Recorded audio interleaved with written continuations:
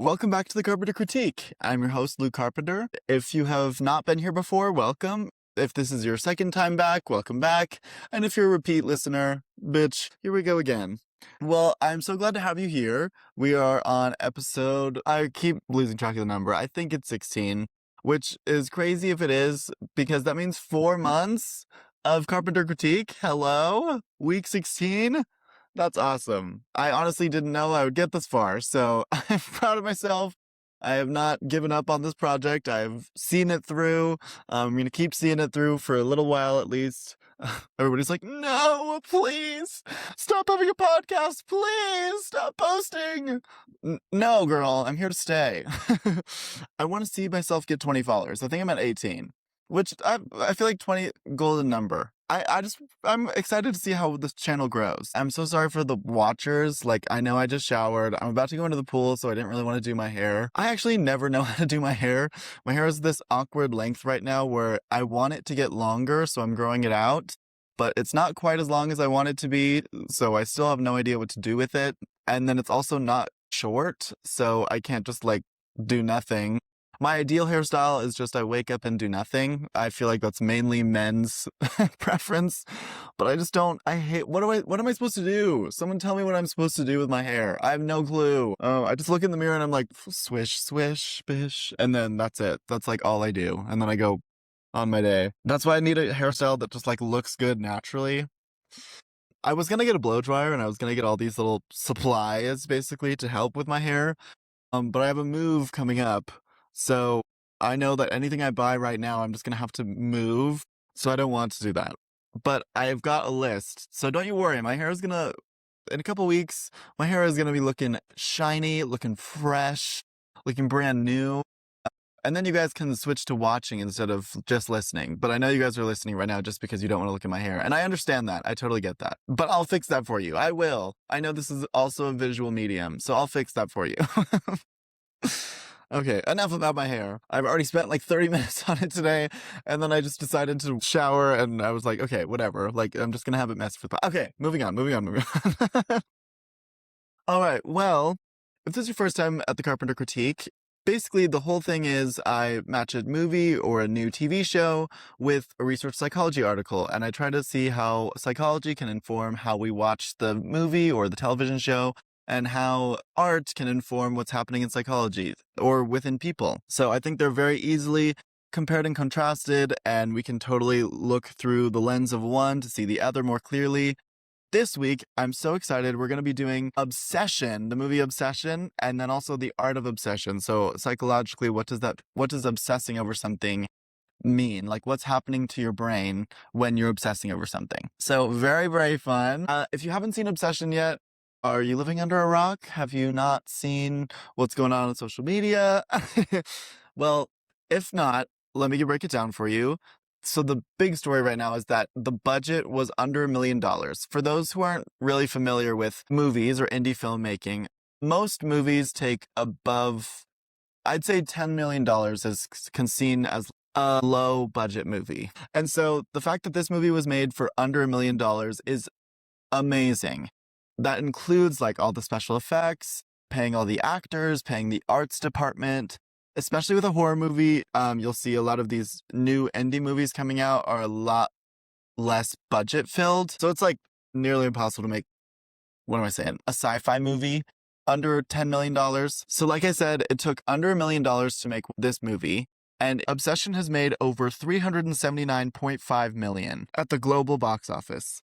So their tiny production budget was just $750,000 to $1 million, around that. And they have almost 400 times their budget, which is insane. Also, a phenomenon happening is the female star, Indy Neveretti, is blowing up right now. So she had, I think, under 10,000 Instagram followers when she started, or around that. And now she has 2.2 million followers on Instagram and across different social medias. So she is blowing up as well for her performance. All of the stars are having a big kind of influx to their career, which is really great. The directors from YouTube, which a lot of horror movies are going to start seeing, A lot of these horror movie directors are from YouTube. So I know the Backrooms director is from YouTube. The people who directed Talk to Me and Bring Her Back are from YouTube as well. So YouTube is starting to become this medium for film directors. Before they get their start, it's YouTube is where they're starting. Just some interesting things going on in the film world. Also, what this is telling studios and executives at studios is that you don't need massive amounts of money in order to make art and good art that people want to see, which is also interesting to see where maybe horror is going. Also, this Obsession is an original idea. This is from the director. This is a very original script. He used to do like comedy skits on YouTube, and he used to do comedy skits with the guy. There's four main characters. Okay, so the four main characters in Obsession are Sarah Harper, Nikki Freeman, Bear, and Ian. So Ian has worked with the director, Curry Barker, multiple times, and they're kind of partners in crime. Ian is very funny. His real name is Cooper Tomlinson, but for those who don't know where they know Bear from, the lead guy, Bear was on Teen Wolf. His name is Michael Johnston. Super cutie, but he's really fun. I really like him. And the chemistry between the two leads was really, really solid. Of course, the standout performance is easily the Nikki performance by Indy Neveready. I mean, my gosh, she was so good. And let me give you a background of the plot of Obsession, just in case you haven't seen it. Basically, it takes place at this small town. There's four late teenagers, early 20-year-olds, young adults that work at a video store. And they have just more of a complex emotional relationships. So Bear has a crush on Nikki. Nikki is fooled around with Ian. And then Sarah kind of likes Bear. But so they're just kind of like young adults having emotions, having feelings for people, you know, all that stuff. Bear and Ian are really close friends, and Nikki and Sarah are kind of close friends. But one night, Bear is giving Nikki a ride home after their trivia night, and he has bought her a present, which is basically this little rattle he got from, I don't want to say like a tarot store, but like one of those kind of kooky dooky stores where you can find one of these, like, it's like you have Make-A-Wish thing and you can just break it and you make a wish. So Bear was going to give it to her, and then he was going to confess his feelings for her as he got her this gift, especially because she just put in her 2 weeks for work. So their dynamic is going to change for sure. She gives him the opportunity to express his feelings for her, and he turns it down. He says, no, absolutely not. She goes inside, and he uses the wish on himself, and he breaks it and says, I wish Nikki loved me more than anyone else in the world. Immediately, things get weird. So it's an instant shift. In the movie, I felt at home because I know I've lived in a small town before, and the dynamics, like, they went to their local dive bar, they have a local trivia night, and then they're going home from that. It's like, oh, I've been here before. This is comfortable. This is fun. As soon as he makes that wish, it gets a little weird. And it stays weird until the very end. It just gets more and more intense, which I really appreciate. You're kind of like uncomfortable. And so it's not as much jump scare. I mean, there are definitely jump scares, and one in particular I'm going to talk about, but there's definitely jump scares throughout, and it is scary, but more than that, it's just unsettling. I would say unsettling is the way you feel for most of the entire movie, because it's really intense, but like awkwardly intense. I love it. I'm obsessed with it. See what I did there? See what I did there? I'm so smart. But anyway, so from then on, Nikki becomes obsessed with Bear, and that's what the whole obsession term, like, that's what it all comes down to.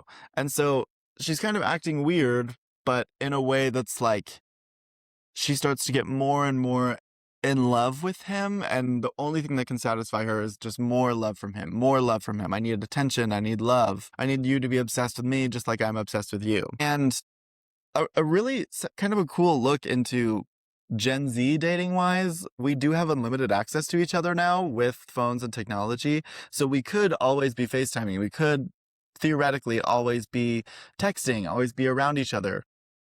And so there is this type of critique of like, when is too much? And we are obsessed with each other, but like, when is the line? And I love that the director is playing with that throughout the entire film. Also, it's a really interesting dynamic because the protagonist, although we see him as a hero, I think the director does a good job of not framing the protagonist as the hero, but as the villain. So we're following basically the villain of the story the entire time.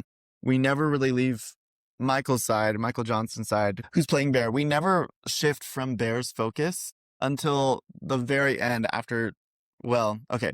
Spoilers, spoiler alert. If you have not seen Obsession, I'm going to ruin it for you right now. But basically, as the plot goes on, Bear is trying to navigate his relationship with Nikki, how they start dating, obviously, and then this really disrupts the friend group. Apparently, he learns that Nikki and Ian used to hook up occasionally, and then he learns that Sarah really liked him, which makes now obsessive Nikki really jealous. There's a lot of funny sequences of Nikki just being absolutely crazy in, in their bedroom. And Bear's like, "You're acting crazy. Why are you acting crazy?" It's like, hey, because you made a crazy ass wish and it came true. I don't know. It takes him a while to realize that. And at first I was like, why is he not getting it? But I guess he doesn't know he's in a horror movie, right? Like, who would know that their wish that they did actually came true? Even though it was literally right after he made the wish that it started getting freaky. But Freaky Nikki comes out. But yeah, it just keeps going over and over, and it's kind of just builds the entire movie until the absolute climax. After Bear learns that he has to either kill Nikki or kill himself, he decides to kill himself. At the very, very end of the movie, Nikki has already murdered their friends in obsessive fits about Bear, and she is basically, at the very end, it's so cool. He takes the pills to kill himself, and then she finds another obsession little wish thing and cracks it and wishes for Bear to be obsessed with her. And so there's a sweet moment at the very end when Bear is obsessed with Nikki and Nikki is obsessed with Bear, and the obsessive lovers get to be together, kind of Romeo and Juliet-y. And then Bear dies, therefore ending the curse, ending his curse and her curse, and Nikki is free. And Nikki wakes up to this bloodshed, that Bear is dead, Ian is dead, she's covered in her own blood. There's a mutilated body in the corner. By the way, body serving tea. That's right, body, Megan Lawless playing Sarah, body tea. You know you did that. And Nikki realizes that she's all alone and covered in blood, and so she's screaming, "Indy Never Ready, you killed that. Indy Never Ready, you killed that." Oh my gosh. Everybody's saying that she's the Oscar contender, and I would agree. I think it's between her and maybe Emily Blunt from Disclosure Day. I've seen Disclosure Day like 3 times, and I've fallen asleep every single time in the theater. But Emily Blunt, I know, is eating, and I know she does a really good job, but I just don't know how the movie ends, and I'm like, why? Why don't I know how the movie ends? And I could just go see it again, but it's 2.5 hours long, and I honestly didn't like that much. Whatever. This isn't about Disclosure Day. But I really like the way Obsession is just critiquing. I think it's a definitely modern day horror. It's about modern day Gen Z, a bunch of different Gen Z people. So it's a very young adult. It's got a very female protagonist, a very good point of view. The director isn't like mincing words. He's like, what this boy did is wrong. To this girl, she loses her mind basically, and what he did and wished against her is wrong. And he keeps reminding us that our hero, our protagonist, is in the wrong, which I really, really enjoy. I didn't see that the first time I watched it, but I've seen Obsession 3 times in the theater now. That's right, I'm helping the global box office boost it up. But yeah, it was very, very good. I would give Obsession 9 out of 10. It was amazing. Yeah, and I think the performances were so strong. Even though the budget was so low, though you can tell, because there's not really that many filming locations, and basically the entire film takes place inside different houses or a video store. But what they did was it was all these original ideas from scratch. I mean, there's definitely influences from other horror films, but I was a very big fan. I'm definitely an Obsession fan. There's rumors now about an Obsession 2, which I'm totally into. I think the creative arts department did a really great job with, they had a dead cat and like making the sandwich look crazy because Nikki makes a sandwich out of the dead cat. Of course, not good, but it is a horror movie, so. And the blood and stuff looks really real. It's a very creative approach to horror, and I'm excited to see what Corey Barker does next. Definitely a director to watch. I think Indy Never Ready is a performer to watch. She's probably going to be in so many different things.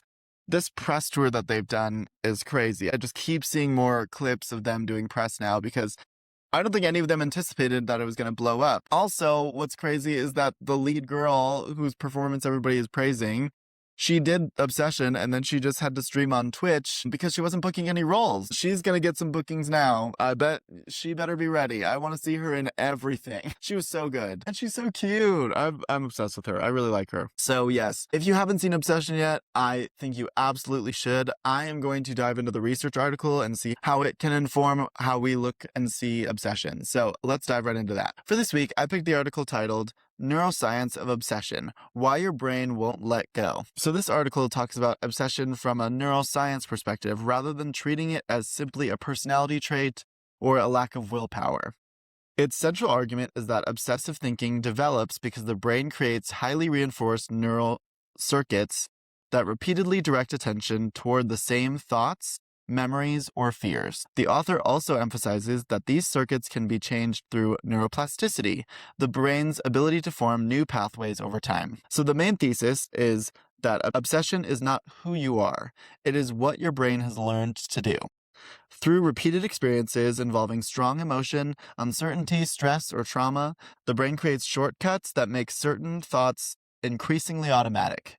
Once those pathways become dominant, the brain repeatedly returns to them even when they are no longer helpful. So, lots that we're going to take from this, of course. I also want to plug the author. There is also audio available, but this is Dr. Sydney Ceruto. She has a PhD in neuroscience, and she is also an author. There's a book called The Dopamine Code, which I think she gets a lot of where this research is coming from is from that book, The Dopamine Code. But anyway, diving into the articles, the brain's attention system can become stuck is what we're talking about when we're talking about obsession. So normally your brain decides what deserves attention, what can be ignored, what is important enough to remember.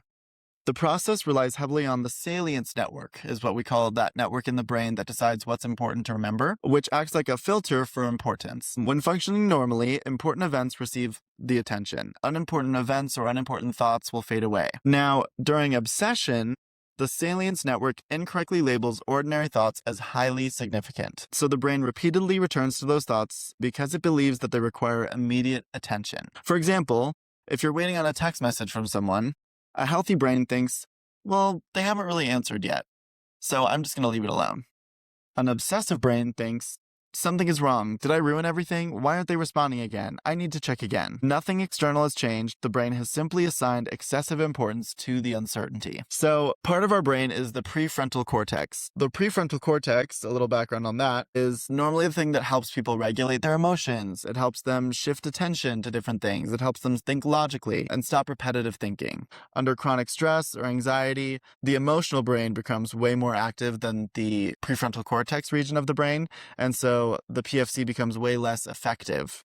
This explains if you're telling yourself, just stop thinking about it, that rarely works because your logical brain knows that the thought is unnecessary, but your emotional circuits continue signaling that the issue is urgent. It's like, this is urgent, but that might be your emotional brain talking, not your prefrontal cortex. So dopamine really drives the search. It's not the satisfaction. One of the article's most interesting points is its discussion of dopamine.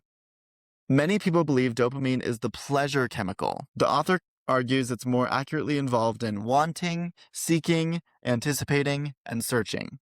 This means that dopamine spikes before receiving a reward rather than after.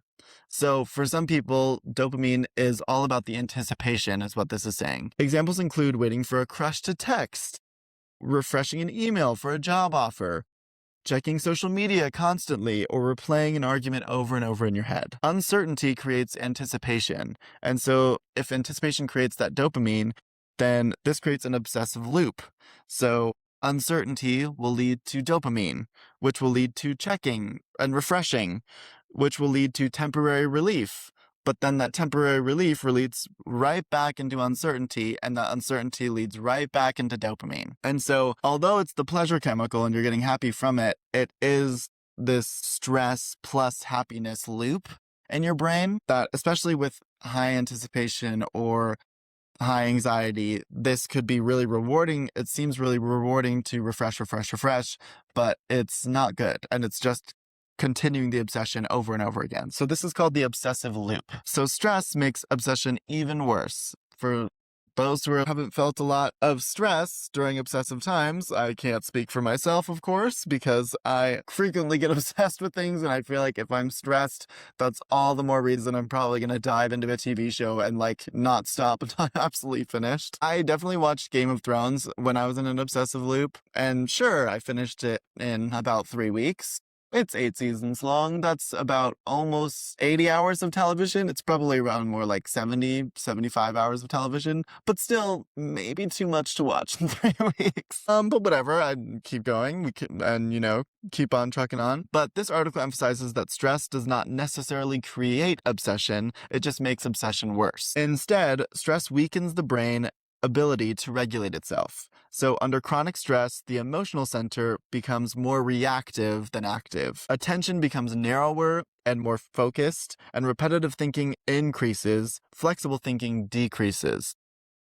This is why many people notice obsessive thinking during grief, breakups, trauma, major life transitions, or extreme pressure under work. Stress reduces mental flexibility, making it harder to disengage from recurring thoughts. So yes, like we said, if we're stressing about something, it means it's on our mind a lot, and it means our mental flexibility, which is like our ability to think about plenty of different things and process plenty of different emotions, is tightened. So a lot of the things we're thinking about hones in onto a few specific things, and normally it's those things that we're stressed about. I think this is interesting because obviously not everybody's brain works the same, but a lot of these reactions are very human. So obsession is a very human thing to deal with.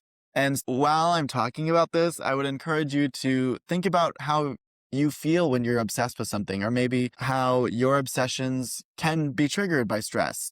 What are you obsessed with? How do you think you can help your process? We're going to get to it too, but trauma can wire obsession into memory. So the author explains that traumatic experiences teach the brain, this happened once, it could happen again. As a result, memories replay frequently in our head. The brain stays on alert, and the intrusive thoughts become a lot more common. The brain mistakenly treats past danger as present danger. From a survival perspective, this is seen as adaptive. But when it persists after the danger has passed on, it can become maladaptive and maintain obsessive thinking. So a lot of this can lead into something like post-traumatic stress disorder or PTSD. If we're obsessed with an event that happened to us, or if we can't think about other things, we start to think that past danger is now present danger. A lot of things lead into worse things. So these are just basically the stepping stones of things that could lead to worse. So there is a healthy versus unhealthy obsession, of course. The article distinguishes between productive passion and harmful obsession. So a healthy obsession is characterized by curiosity, passion, creativity, sustained motivation, and enjoyment. Examples include athletes, musicians, entrepreneurs, scientists. These individuals become deeply engaged, but eventually feel satisfied and can eventually disengage with what they're doing. Unhealthy obsession is characterized by rumination, constant checking, fear, reassurance seeking, and the inability to let go. Instead of serving personal growth, the thoughts begin to control the individual. A key distinction is the presence of a closure signal, which is healthy pursuits eventually feel complete, while unhealthy obsessions never seem fully resolved, so the brain keeps returning to them. Obsession is learned through repetition. The article's biggest theme is that the brain strengthens whatever it repeatedly practices. For example, every time someone checks their phone, every time they seek reassurance, every time you replay a conversation, every time you Google the symptoms of something, or every time you mentally review a mistake that you made, they reinforce this neural pathway that is associated with that behavior. So this reflects the principle that neurons that fire together wire together. Repeated behaviors become increasingly automatic over time. Like repetition, if you're repeating it over and over and over again, you're going to start having this become a behavior. And it's like practice makes perfect, but in a bad way. And it becomes these bad habits. And so we don't want to practice makes perfect the bad way. It's good to keep in mind, like, practice makes perfect, and I want to do the good things, make the healthy habits. Of course, easier said than done, right? But that's just breaking down what the article's saying. So why does suppressing thoughts not work? The article explains there's this rebound effect. Trying to force yourself to not think about something often has the opposite effect because the brain first must identify the thought in order to suppress it. So it's like I'm thinking about it by trying not to think about it. And I'm like, don't think about that. I'm thinking about it. A classic example is like, don't think about that pink elephant. Well, then you're going to start thinking about that pink elephant. You know what I mean? And similarly, it's like, don't think about my ex. Just don't think about my ex. I'm going to start thinking about your ex if you just brought that up. Instead of suppression, the author recommends redirecting attention towards meaningful alternatives. So let's talk about neuroplasticity and how the brain changes. The article ends on an optimistic note by focusing on neuroplasticity. The brain changes through repeated experiences. According to the author, reducing obsessive thinking involves practicing emotional regulation, gradually facing uncertainty, redirecting attention rather than suppressing thoughts, repeatedly choosing healthier responses rather than falling into unhealthy habits, and allowing the nervous system to experience safety. Over time, new neural pathways become stronger while the old obsessive pathways become less dominant.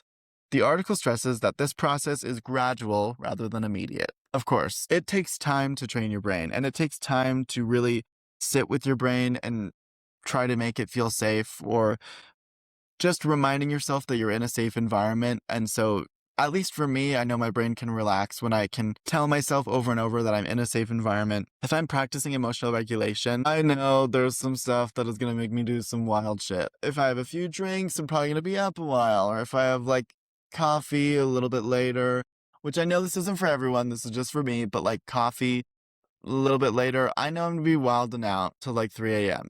There's things you get to know about your body and your brain. If you need 8 hours of sleep that night, hey, maybe a monster at 6 p.m. is not the way to go. However, some key takeaways: obsession is a learned brain pattern, not a personality flaw.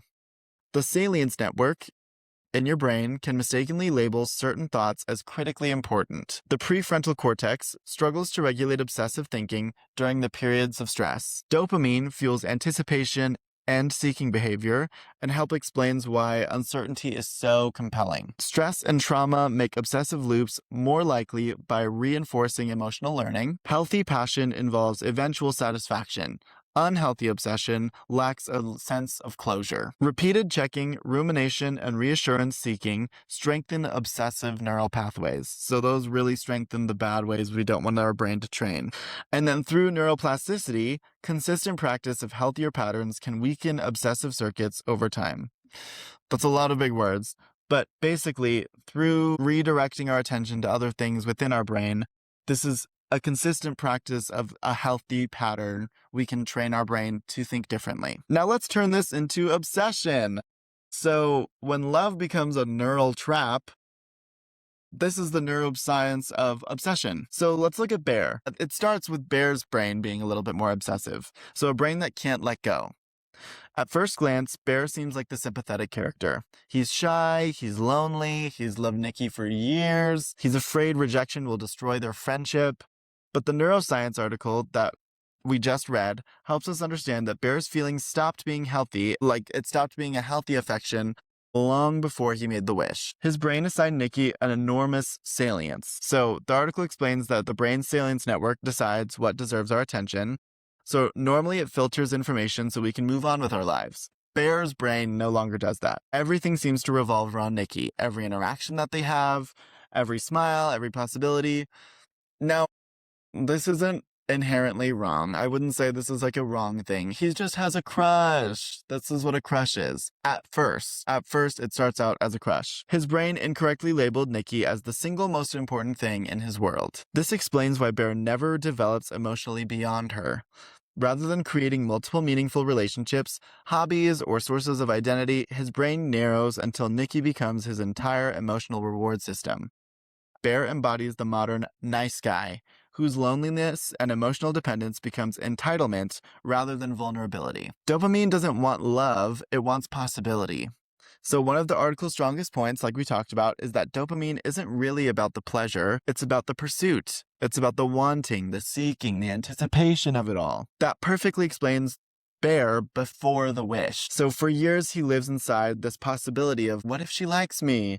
Or what if tonight is the night I finally tell her? Or what if I finally talk to her about my love for her? Ironically, the uncertainty itself keeps his obsession alive. Instead of processing his feelings by asking Nikki out or accepting whatever answer she gives, he remains suspended in this anticipation.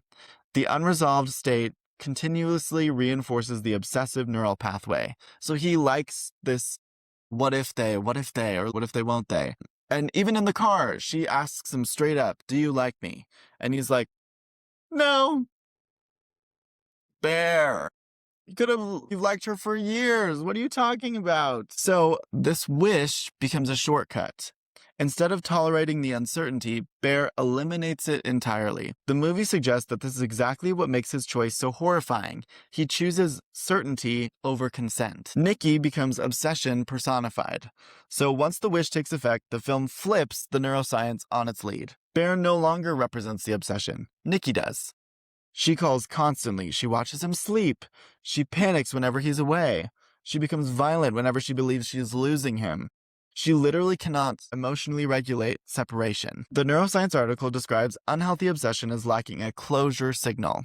The brain never feels finished, so it keeps checking, clinging, and seeking reassurance. This is exactly the type of possession that Nikki becomes. Her love is never satisfied. No amount of affection is enough. Every reassurance only creates the need for another.